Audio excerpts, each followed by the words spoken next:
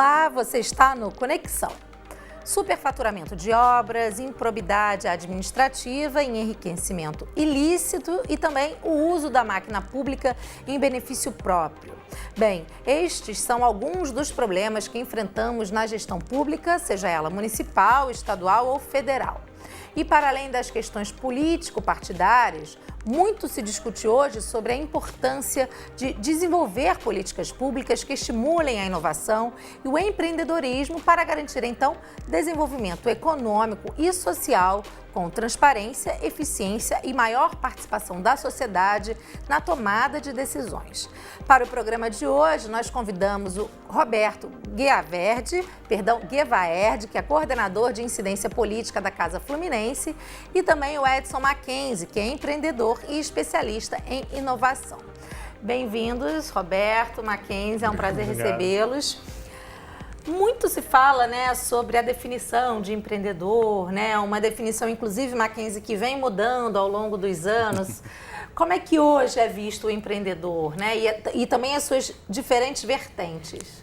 Olha, eu acredito que a essência da palavra empreendedor vem da palavra francesa entrepreneur, que é aquele que incentiva as brigas, Então, aquele que provoca a dor. E quando a gente traz para o português, a palavra empreendedor tem dor na sua essência. Então, o empreendedor continua sendo aquele que entende, decodifica a dor, tem a empatia de sentir quais são as dores que algum ecossistema, algum mercado ou ambiente está acontecendo, e ele simplesmente vai lá e ressignifica isso, criando soluções, projetos e coisas que podem transformar o ambiente em que ele vive. Quer dizer, muito importante, principalmente para um país como o nosso, Roberto, que está passando por aí uma questão, a gente já falou na abertura do programa, essa crise política, uma crise econômica. Então, ter pessoas, investir em pessoas que tenham essa capacidade de transformar os locais em que vivem é super importante. A gente está falando de quase 14 milhões de desempregados no momento, Então, se a gente não tiver essa capacidade de inovar, vai ser cada vez mais difícil sair dessa situação que você ilustrou. E aí eu faço uma ponte um pouco com o papel da Casa Fluminense. A gente pensa de maneira integral, quer debater e propor políticas públicas para a região metropolitana do Rio de Janeiro. E aí é um pouco da nossa conversa aqui, é cada vez mais difícil você pensar, resolver de maneira singular as questões. Numa região como a região metropolitana do Rio, a gente está falando de 12 milhões de habitantes, onde 2 milhões de pessoas por dia vêm para o Rio de Janeiro trabalhar. Você não tem como pensar mobilidade, por exemplo, de maneira só o município do Rio. Você não tem como pensar o saneamento básico de maneira apartada de todos os municípios em torno da Baía de Guanabara, por exemplo. Então, esse é um pouco o nosso papel. Eu acho que isso, na hora de empreender também, a gente tem que pensar dessa maneira mais global e o papel um pouco do poder público nessa arena aí do empreendedorismo. De garantir espaço também para o empreendedorismo se desenvolver. Agora, Mackenzie, esse ponto que o Roberto trouxe, a gente sabe aí de problemas históricos, saúde, educação, o país não investe nessas áreas que são tão importantes. Aí, para alguém que está nos assistindo agora, fala assim, mas por que investir em inovação se tem tanta coisa ainda para investir? Mas é importante que hoje em dia essas coisas não sigam separadas, elas têm que caminhar juntas. Acho que a inovação é que transforma tudo. Quando a gente para observar, por exemplo, o Cirque du Soleil, muita gente para pensar que ele já foi um circo.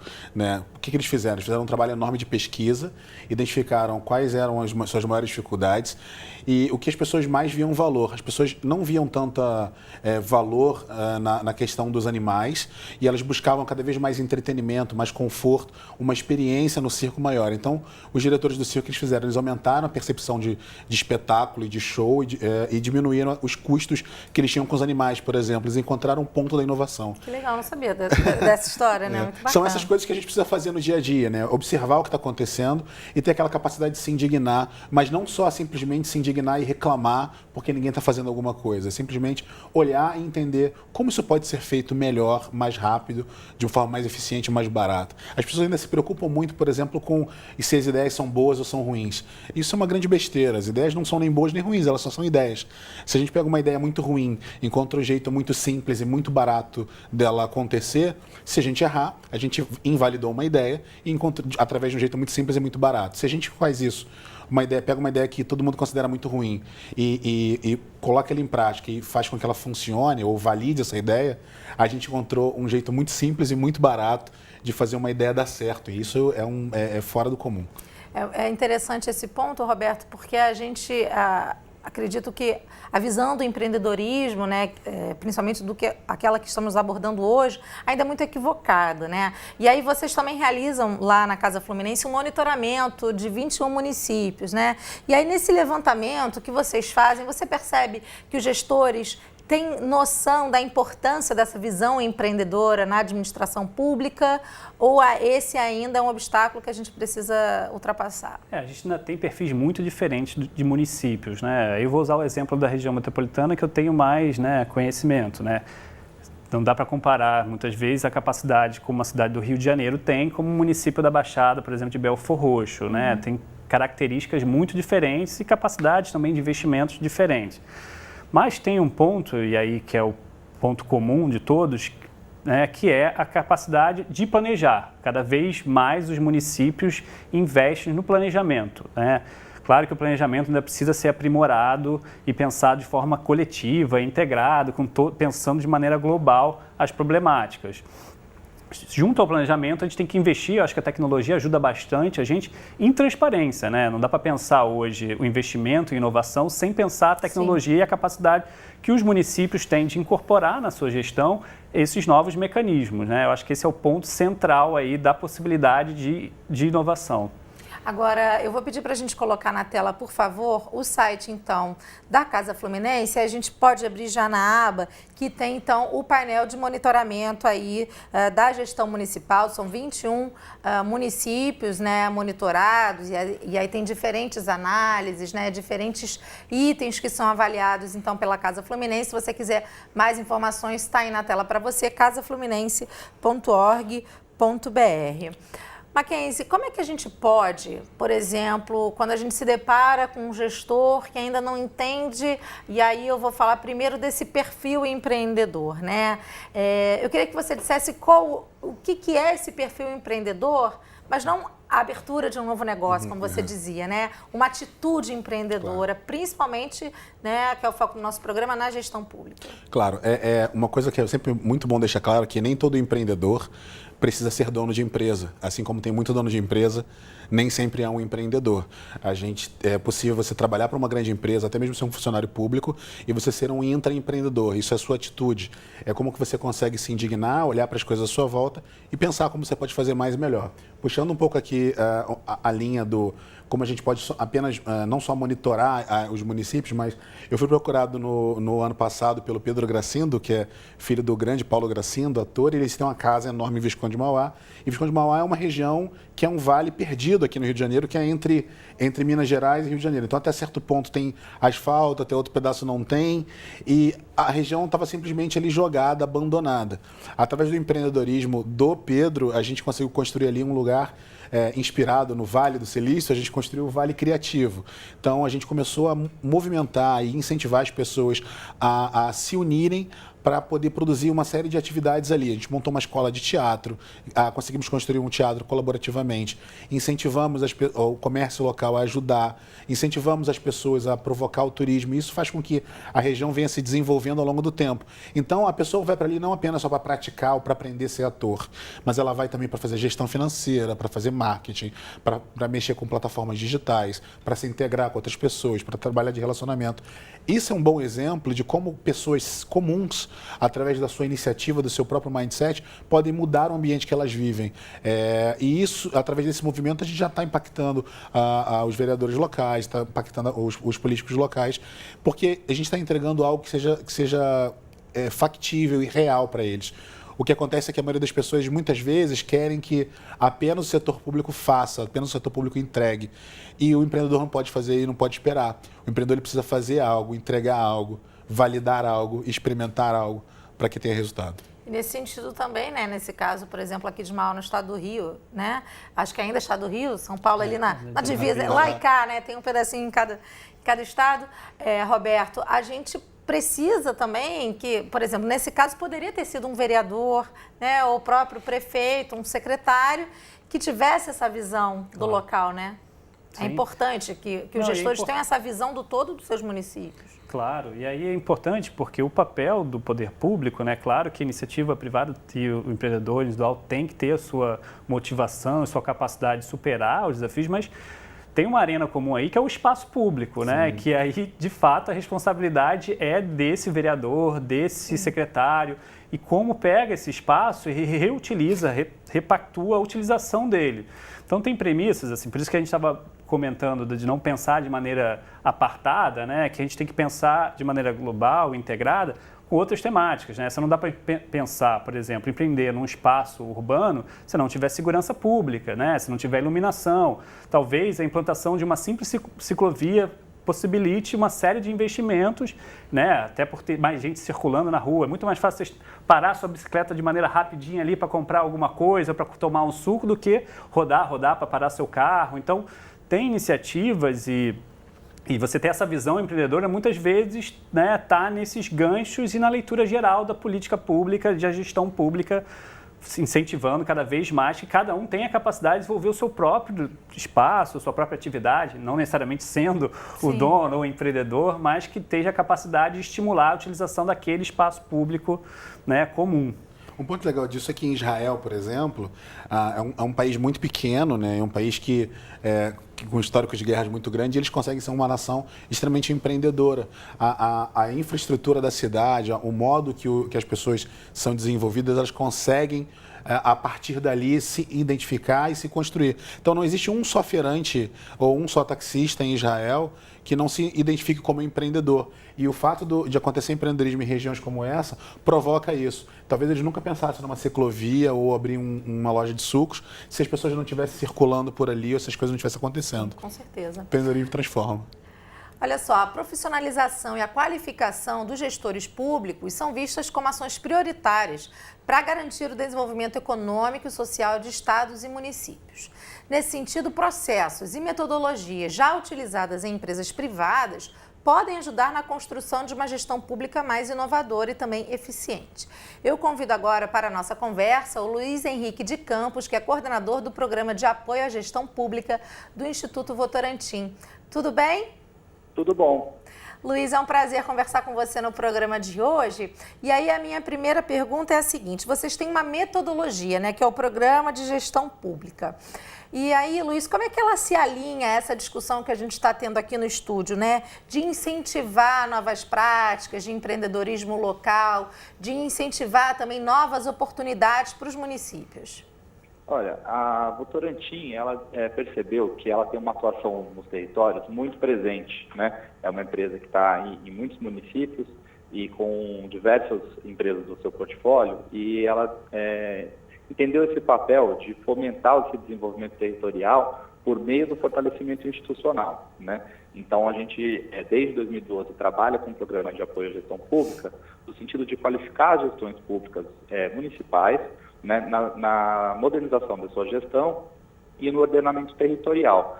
E a gente trabalha, né, com essas dois eixos de atuação, sempre com o olhar de fortalecer o empreendedorismo, né? Então, acho que a gente entra nesse diálogo da seguinte maneira, né? A gestão pública municipal hoje, ela, assim como a gestão nacional e estadual, mas o município tem sentido muito isso, a questão da crise econômica, né?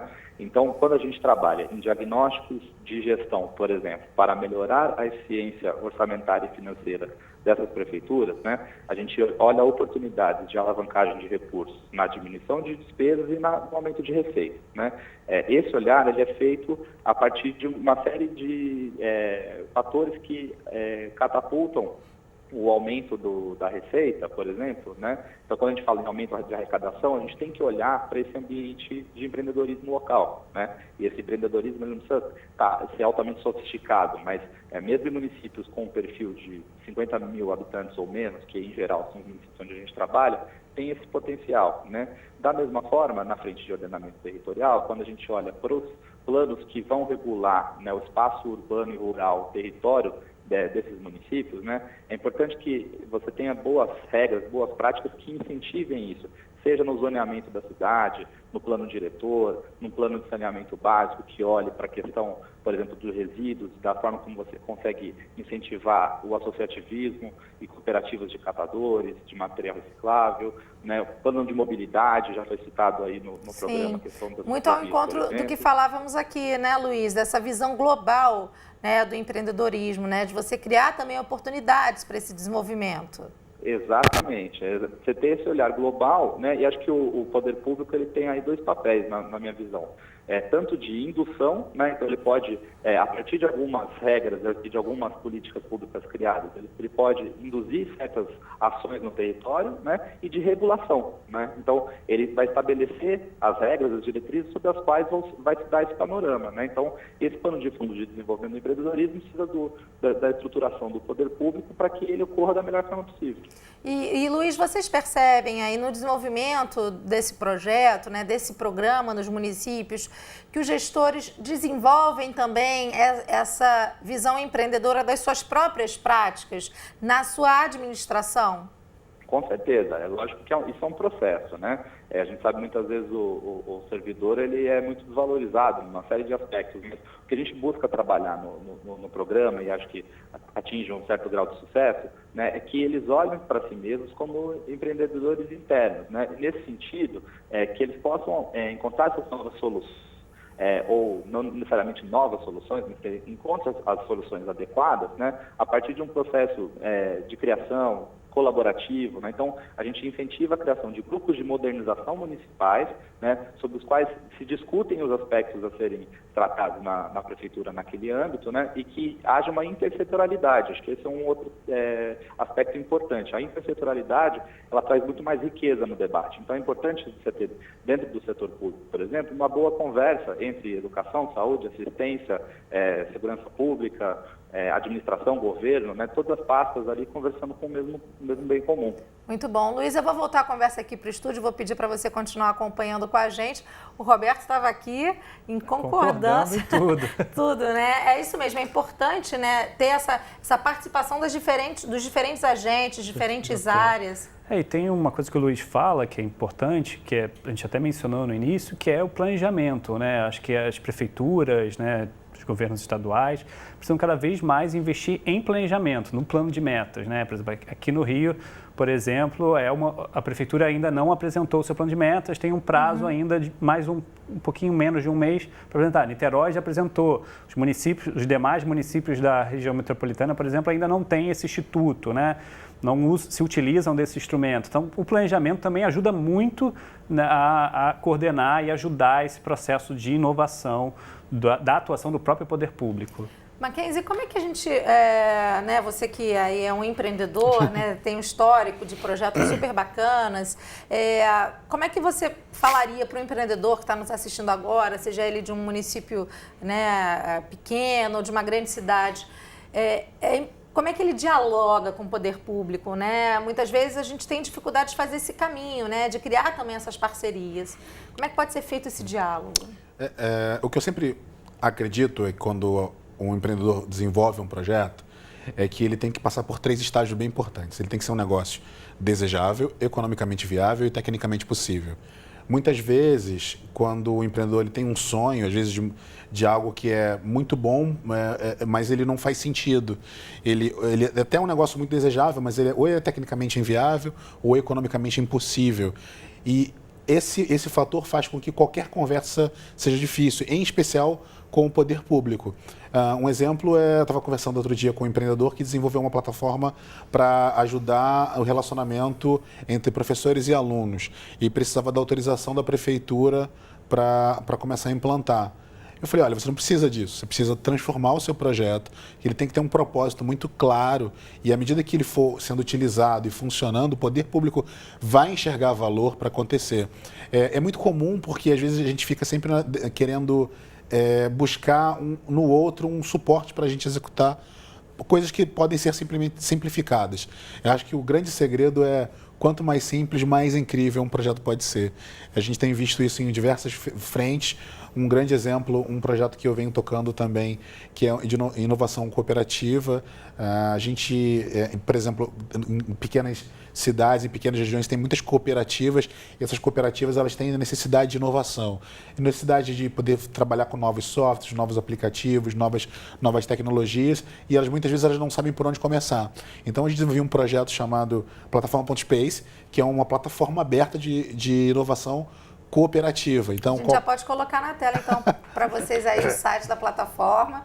Tá aí enquanto o Mackenzie conversa, conta mais um pouquinho para a gente. Esse é um projeto de inovação aberta. Basicamente, ele é composto por um espaço físico de inovação, onde qualquer cooperativa pode criar. A gente tem as plantas, todas delas são abertas. A nossa logo é uma plantinha, que o nosso objetivo é justamente esse, fazer com que cada vez mais cooperativas, independente da sua área de atuação, seja ela agrícola, financeira,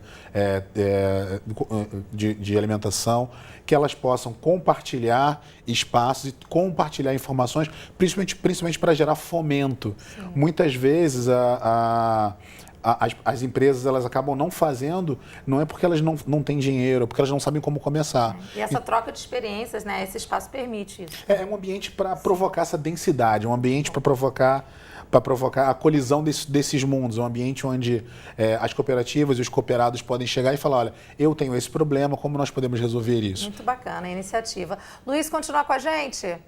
Sim. Luiz, a gente está caminhando aí para os minutinhos finais, mas eu queria uma palavra sua sobre esse plano regional de turismo, né, que vocês estão realizando aí nos municípios do Legado das Águas, que é essa grande área de preservação em São Paulo, nos municípios de Juquiá, Miracatu e Itapiraí. Conta um pouquinho para a gente. Isso. Esses municípios eles fazem parte do Vale do Ribeira, que é a região com menor desenvolvimento humano aqui do estado de São Paulo. Então a gente buscou, dentro dessa parceria com as prefeituras municipais e com a sociedade como um todo, de propor um plano regional integrado em que seja, a partir de um diagnóstico desenvolvido sobre as potencialidades turísticas e sobre os desafios e as oportunidades que se apresentam nesse ramo, né, a gente poder congregar formação para os agentes locais, né, tanto os agentes públicos quanto os empreendedores locais, né, e que a gente possa estruturar isso em forma de plano para que a gente tenha documentos que sejam aprovados pela sociedade e que a gente possa ter, no médio e longo prazo, estratégias bem definidas, né, para desenvolver o turismo como uma atividade econômica e de desenvolvimento territorial. E a gente não poderia fazer isso em municípios vizinhos, né, sem haver uma colaboração e uma interface entre eles. Então, o plano ele é regional justamente no sentido de integrar essas estratégias, cada um com aquilo que pode dar de melhor. Muito bacana. Luiz, muito obrigada. Eu vou encerrar a sua participação no programa de hoje, viu? Muito obrigada e até uma próxima oportunidade. Muito obrigado. E a gente já coloca então na tela para você o site do Legado das Águas, para você explorar bastante essa área linda, tem imagens maravilhosas. É um projeto super bacana que vale a pena então você conhecer aí, desenvolvido pelo Instituto Votorantim. Finalzinho, minutinhos, se não segundinhos, e aí eu queria a última palavra do Roberto. Como é que a gente estimular o empreendedorismo, né, e a inovação na gestão pública estimula também a participação social? Exatamente. É isso. Acho que o Luiz botou nesse ponto, né? O plano vai ser apresentado para a sociedade discutir e aprovar e fazer as mudanças que achar necessário. Acho que tem um mantra aí, só para fechar, que é participação, transparência e inovação, para a gente conseguir, de fato, avançar nesse cenário nebuloso que a gente precisa superar. Muito bacana, gente. Infelizmente, eu preciso encerrar, o tempo já estourou. Então, Mackenzie, muito obrigada. Foi um prazer revê-lo. Foi ótimo. Roberto, muito obrigada pela sua participação no programa e conte com a gente aqui. Ótimo. A você de casa, muito obrigada pela sua companhia de sempre. Eu lembro que o Conexão vai ao ar de segunda a sexta na tela da TV, mas você encontra com a gente quando você quiser no futuraplay.org. Um beijo e até a próxima. Tchau, tchau.